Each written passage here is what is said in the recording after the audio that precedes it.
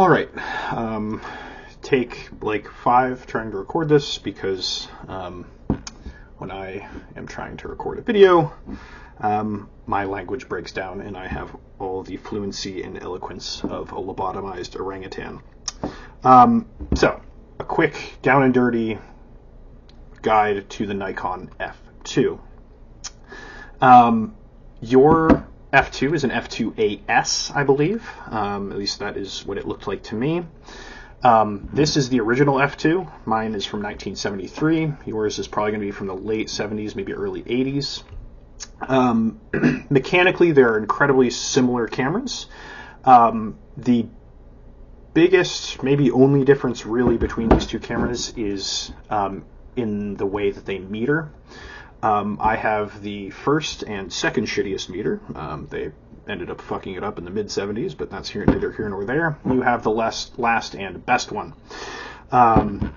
So what that means is, so this is a DP1 meter. You have a DP12, I think. I don't know. I can't really remember Nikon part numbers, but the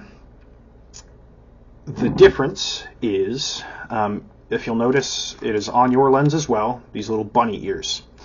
Now, on the first Nikon cameras, what you had to do was, when you install the lens, put it on, you'll see a little pin right there. It is collected in the little bunny ear. It goes on, and you have to do something called the Nikon shuffle so that it communicates with the meter what kind of lens you have on the camera. You don't need to do that because you've got the newer, fancier young whippersnapper technology. So what your camera has is something called automatic indexing. This lens, and unless yours has been AI'd because you have a very similar kind of earlier lens, yours has a black nose, so it's a little bit later than this version. But if you'll notice, so this is a later lens from the 1980s. You'll notice a second set of numbers, or of aperture numbers on the aperture ring. Some of these AI lenses have bunny ears, some of them don't. Just because it has the bunny ears does not mean it is not an AI or AIS lens. The biggest thing to note here, if it has a second set of numbers, it's an AI lens. The most surefire way to tell, though, is if you see a little cutout in the aperture ring here, whereas again, it just goes straight around on this lens. That allows the lens to communicate with the little pin on the camera. Your Nikon F2 has that, and that is how you meter. If your lens is not an AIS or an AI or AIS lens, that is all right. You can still put it on. Make sure that little pin is out of the way. If you don't have that cut off, you can damage the camera. On most of them, I've never held a Nikon AS, but for example, in the Nikon FM, which this is, that little pin will just flip out of the way.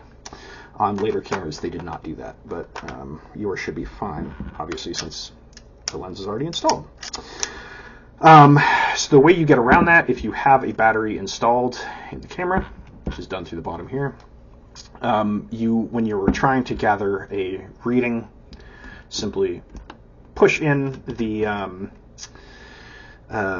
depth of field preview here, which not only allows you to see your depth of field, it will darken the meter because it is closing down the aperture and allowing the meter to gather the amount of light that the film will be gathering once the picture is shot. Now, I heard that you were having trouble loading it, or weren't sure if you were doing it properly, or I think weren't even sure if you had the correct type of film. Good news, if your film looks anything like this, that is the correct kind. Basically, the only other kind of film that is currently made right now is 120 and sheet film, and if it fits at all in the camera, You don't have either of those. So not to worry. I can go over that with you at a later date if you want to take this film photography thing seriously and are interested. Now, you'll notice, shitballs, don't damage the camera, Berger. You'll notice on the bottom here a little lever. You use that to open it. It also locks in your film. It closes a little sleeve down there, or a collar down there. Now, if you close that, film's not going anywhere. It's locked in, so it makes it a lot easier to load from there. I've already tried loading this once, and I had to pull it back out, which is why the leader there is a little bit damaged. So to load film, you simply put the film in the take-up spool there,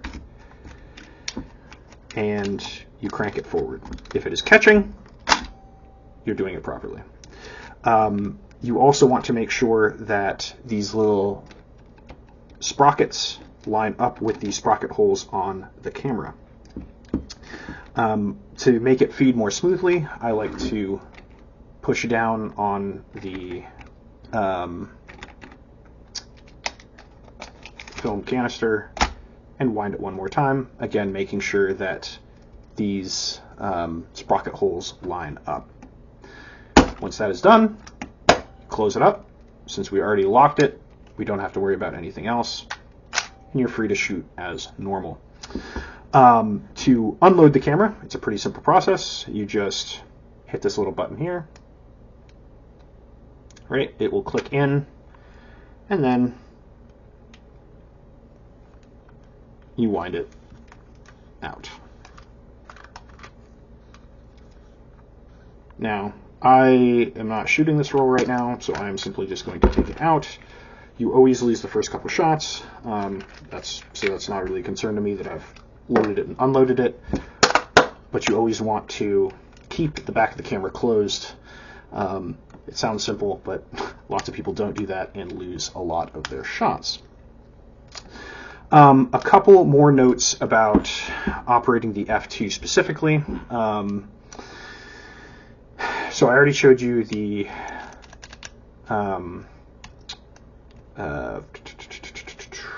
depth of field preview, which also works for stop-down metering. A couple more things. This collar locks the camera, so that is a on the L mode, it will not allow the shutter to be fired. On the T mode, it will not allow the shutter to be cranked. And right in the middle, just like, well,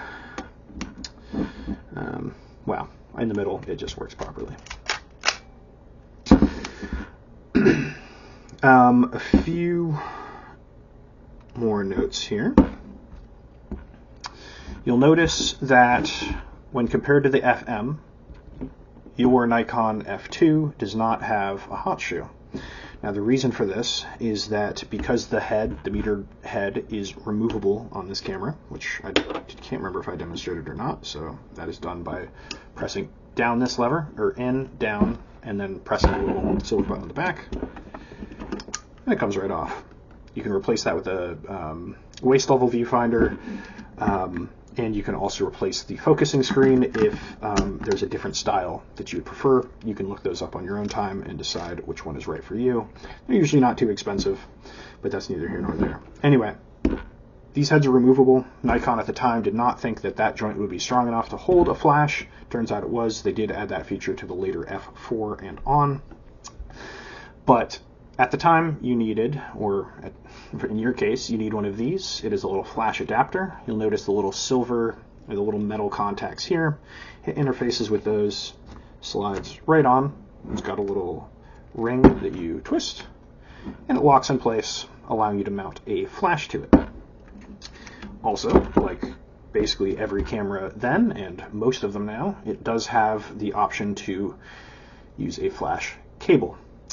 These are Nikon cameras, so they are threaded. So if you get a Nikon flash cable, it will thread into place locking it in, making it a little bit more secure. It won't pull out on you accidentally. Now, on the topic of flash, you will notice on your, every time you remount it, you've got to re-index the shutter speeds just by twisting it. They've clicked back together.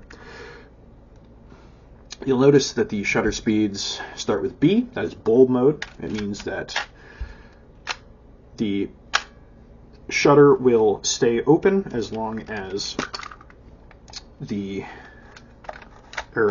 you hold in the shutter release button.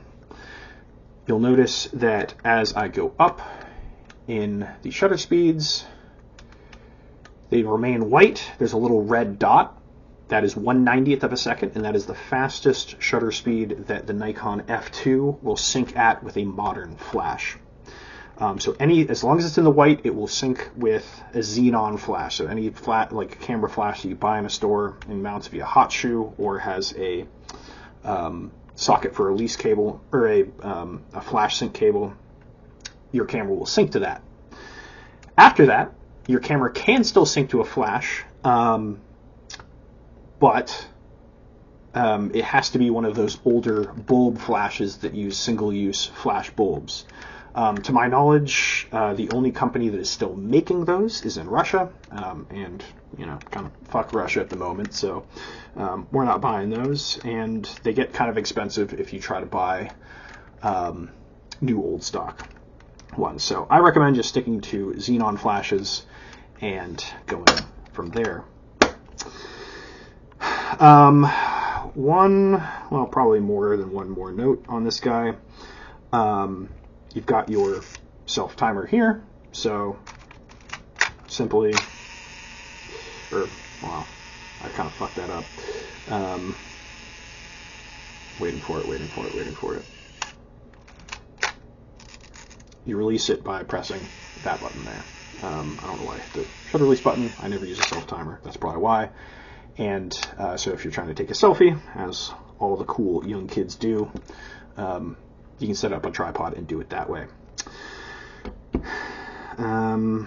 That is pretty much it. I cannot remember if I talked about the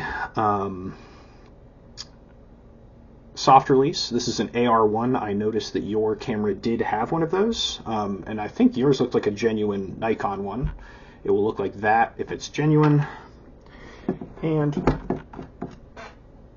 will be thinner if it is not. Either way, it's a nice little quality of life thing. They cost about $50, so if you just got that on your camera for free, that's quite a nice little bonus. They're kind of rare, hard to come by, and again, kind of expensive. Unlike later cameras, where you can see there's a little threaded thing here, if you want to use a cable release on the Nikon F2, you do have to purchase a specific cable release made by Nikon that has that little socket to go onto your camera. Other than that, they are pretty simple to use. Again, I already went over changing the shutter speed. You change the ISO by lifting up this little collar here and selecting it on the top, and obviously aperture is on the lens. If you have any questions about film photography in general, I will be happy to answer them for you. I am not an expert, but I did hear you want to perhaps start a darkroom. I believe the film that you have is color film, which is really fucking hard and toxic to print in the darkroom, but I can teach you how to develop your own film when I'm in town, and I'd be happy to give you a tutorial on my in my darkroom at my house, again, when I'm in town, if you desire that.